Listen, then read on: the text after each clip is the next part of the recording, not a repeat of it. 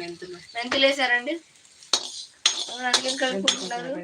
కొంచెం ఎర్రగైన తర్వాత జీలకర్ర ధనియాలు వేయాలి. సైడ్ అయితే మెంతులు వేస్తున్నాయి. ఈ సైడ్ అయితే మెంతులు అవుతున్నాయి.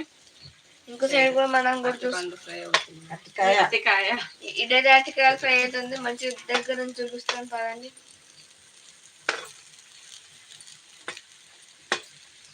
ఏది చూసేసరిగా ఇప్పుడు మెంతులు అలాంటి ఉంటున్నాం చూడండి.